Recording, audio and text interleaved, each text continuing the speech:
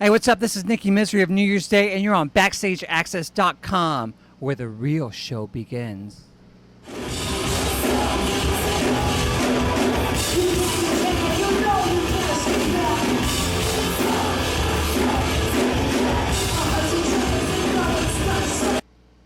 Ghost Messenger here at Backstage Access. We're here downtown Buffalo at the Town Ballroom. Nikki Misery from New Year's Day. How you doing, buddy? Yeah, I'm living dreams out here, man. How are you? Good, good. What'd you guys get in this morning? Yeah. I think we got in somewhere this morning. We came in from Canada like about 5, Okay. 6 in the morning last night. So we woke up and we're finally back in the Free States. So you guys didn't get a chance to walk around Buffalo or experience anything? Only just like a little bit around here. Like once I woke up, I was obviously hungry. Yeah. I had to go like find some place or some people to eat, and success. Have you been to Buffalo yet? Have you ever played I've been here? to Buffalo like Okay. once or twice. I know like around the time when I first started touring with this band. Okay. Because of course I had to go try like where Buffalo Wings came from, assuming that this was the spot. So like that's pretty much what I've been eating since I've been here. Okay. First headlining tour. It's been you're about halfway through the tour. Tell us how it's going. Dude, it's going insane. It's so crazy. It's like, you know, whenever you start a band, join a band, of course you think you can be like the biggest rock stars in the world and just take over the world. But once you start playing like the dingiest bathrooms of venues, you know, you're just like, this is never going to go anywhere. But just to see this whole movement, this whole cult kind of just grow, it's very surreal and humbling at the same time. And as much as like we like to be badasses on stage, you know, and off stage, but just to see that fandom grow, it's honestly, that's like the reason why you pick up a guitar in the first place. I got to ask you, since it's your first headlining tour, what's the one thing that you may say, you know what, I didn't expect this as a headliner, that you're like just experienced over the last month? Well, technically, it's really our second headliner. We had one after we released Epidemic, I believe, and so this is like the main like second headliner we've done. And but just to still see it like continue, you know, like before we had all the makeup, we looked like this undead kind of like motley crew, and now we have like this completely different look to us, you know, with like the new vibe and like the sound.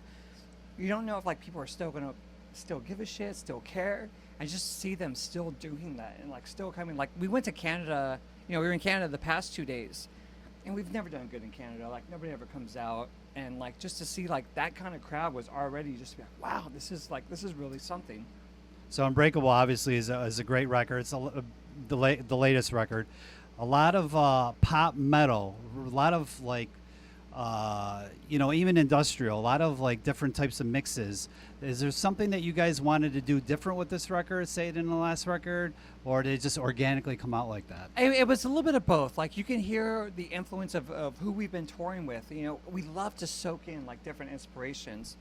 And, you know, especially like on the bandwagon. Of course, we're like diehard rockers and stuff, but we always have these insane pop dance parties before we go on stage. You know, it's filled with like Tito's and like Justin Timberlake, and it doesn't seem like it would fit us. But like honestly, we just soak in like all the music around us. Because like, you know, as artists, you're supposed to push these boundaries. Like fuck genres, fuck being just a metal band, screw being just like a punk band. Let's just be, you know, like back in the 70s, like music was just music. Right, you know? Like right. you can be rock and you can sound completely different from every other rock band. And we've always loved that. We wanted to kind of bring that kind of inspiration into like a more modern or like now times, and something that fit with all of us. So Shut Up, second single. When a record company, when you guys like release singles, I'm not sure how it is now. I know in the past, it's always the record companies, really the bands had no say. Did you guys have a say regarding the singles, how they? Absolutely. Okay, good. I know Ash was a bit like, she didn't know if she wanted to do that one because it's so different. It has that kind of like trappy kind of vibe to it. But all of us were like, dude, this is the song, you know? Like when we first heard like the final mix, I was like, oh my God, we get to, like, this is how this came out. Like we get to play this. We were so excited, like nothing just felt more right than to put that song out. And especially with the reaction we've been getting has been absolutely insane. One of the funniest parts is when we put that song out, everyone was like, New Year's Day is a pop band now. We're like, hold your fucking horses right now. Just get ready. So you guys had some lineup changes over the last year plus. Austin and James have both come into the band. Did they have a lot of input with the last record? Austin, yes. James came in like he was going to stay and then decided he wanted to be a realtor in Florida. And so we sent him off with a, well, Okay. enjoy stupid decisions. But now we currently have this cat, LP, who used to be in Yellow Card Okay. back in the day, which was funny because, like, a little story, like, if you know Yellow Card is very pop punk, and Yep. I've never been about that kind of music, no offense to them. But I thought that he was going to come in, and I was like, you know, that's cool you did that, you know, why don't you come join? But he's this total metalhead, and, like, since he's come in, like, the vibe of this band has gotten, like, that much better and that much tighter. And just wait Okay. till y'all see him play tonight. Like, he does some insane shit. We're actually, since you just said about waiting to see you tonight, this is my first time checking you guys out. So somebody like brand new to me checking you guys out, or even people out there viewing this interview who have never seen you guys, explain to the viewers what they can expect at a New Year's Day show. Pretty much, I like to call it like it's, in a sense, it's an old school punk rock show with new school sounds. It's very nihilistic. It's high energy. It's destructive. Things break. People bleed. It's a damn show. Unbreakable. Yeah. We are unbreakable. Our instruments, however, are not. I think yesterday I did this solo where I just ended up slamming the guitar on Ash's stairs, and then I went to play it today. I'm like, oh, there goes my frets.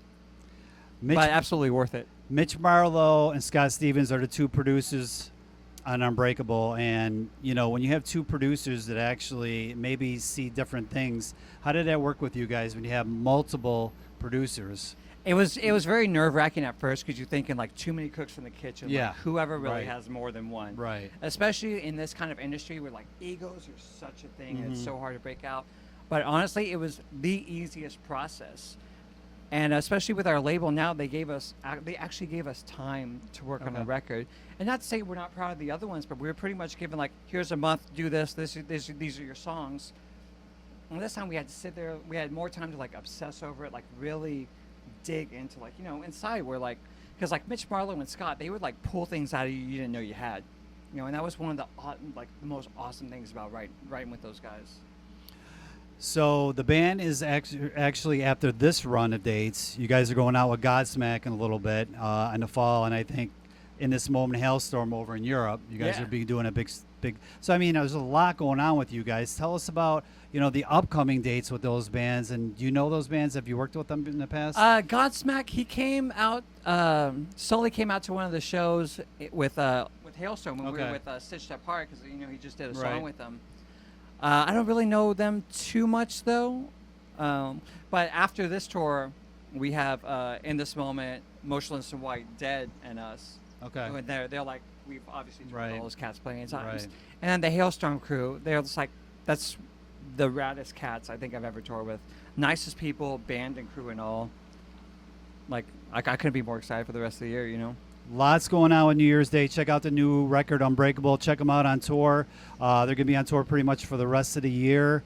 And I actually want to give you the floor and tell them where to go. And if you're on Instagram or anything like that, check you out. Everything you check out, it's under NYD Rock, or if you're on Spotify, just search New Year's Day. We're under like the Heavy Queens playlist. Other than that, I would just come check out a show, buckle your seatbelts, and get ready.